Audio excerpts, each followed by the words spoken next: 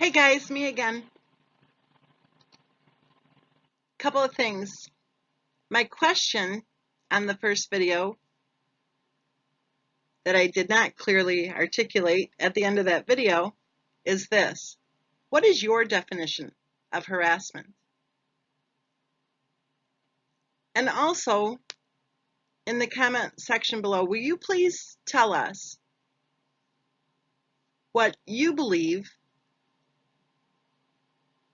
the definition is of free speech? Do you believe that we should be allowed, and I don't like that word, and I certainly don't like it when the attackers use that word with me, because you know the attackers have told me that I am allowed to discuss any true crime case that I want to discuss, except the case of Christopher Watts. So what does that tell you? Does that tell you that they care at all about whether or not people are discussing true crime cases? No, of course not. Because in writing, they've given me permission to discuss any case I want. I am allowed to discuss whatever true crime case I want to discuss, except the case of Christopher Watts.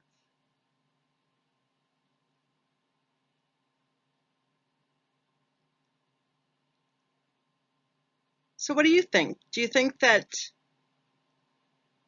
social media discussion groups should be closed down? Do you think that true crime case discussion groups on social media should be outlawed?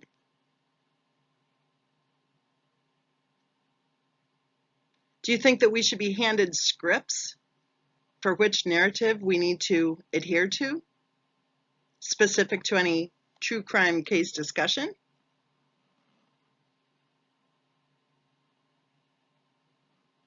Do you think that when a true crime case hits the headline news, that we should be allowed to discuss it? And do you think that when we're on social media discussing true crime cases, which are obviously placed on what is known as the public stage, that that should mean that attackers are allowed to violate our right to privacy, to violate our right to a peaceful existence, to violate our right to peacefully assemble online to have a discussion? What do you think?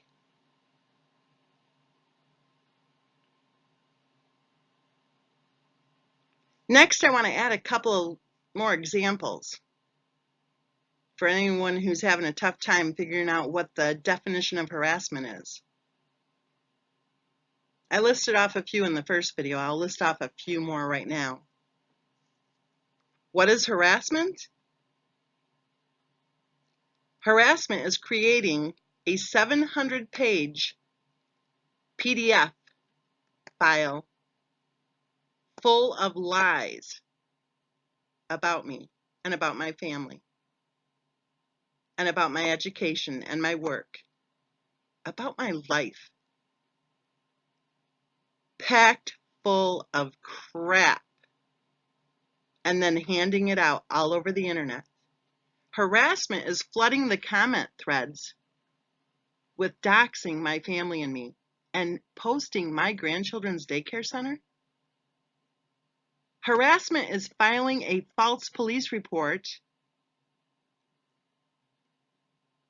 telling your county sheriff's department that I've harassed you. Harassment is creating fake posts on cheater websites. Harassment is creating fake posts on the Ripoff Report. Harassment is posting false information on professional review websites with malicious intent to interfere with my ability to earn an income.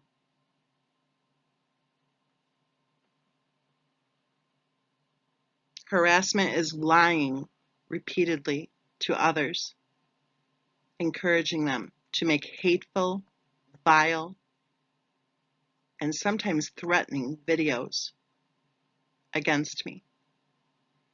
Harassment is holding a 6 or 7 hour long live chat and laughingly sharing my home phone number with your subs and telling them to join you as you call my home repeatedly throughout your live chat and hang up just for grins and giggles. And then just one more thing. You know how we were told in the January 2020 interview that a highly respected group reached out to help the family, because they were claiming they were being harassed online? Well, I want to point out something. I've been getting harassed since early September of 2018. And I've watched as Christopher Watts' parents and his sister have been getting harassed since early September of 2018, all over social media. I have never seen any harassment of Christopher Watts' in-laws on social media. Now, if this reputable group came on board in August, is what we're being told, if they came on board in August to help, why is it that since August, Christopher Watts' parents and his sister are still being harassed?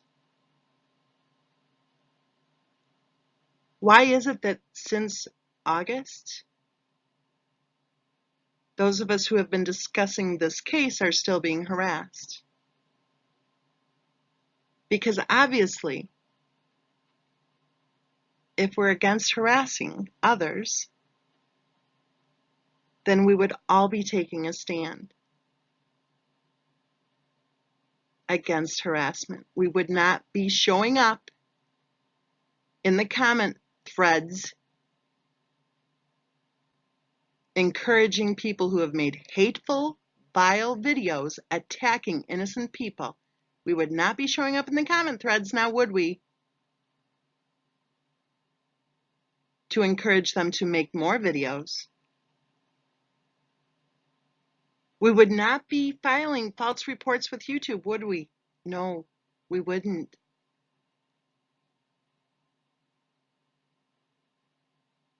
If we're truly against harassment, then it seems to me we'd be standing firm and very publicly stating that it's time for the attackers to pick up their little toys from the sandbox and to go home.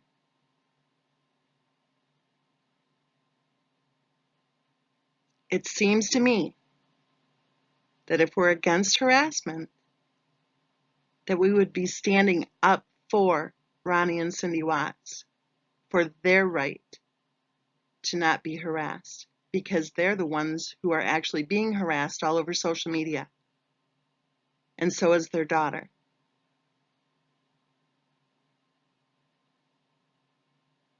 The only people I've seen in the last 16 months who have actually been harassed on social media, and in real life, by the way,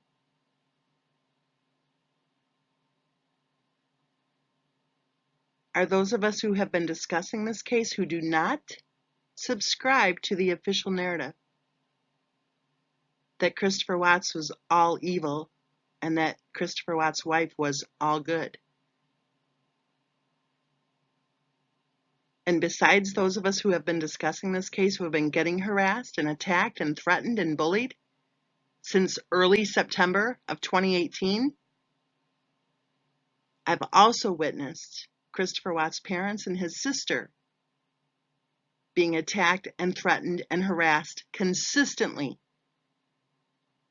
since early September of 2018 and continuing long past August of 2019, when the reputable group joined in to help the family.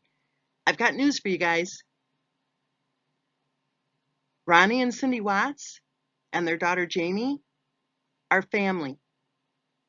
They are Bella and Cece's grandparents and aunt.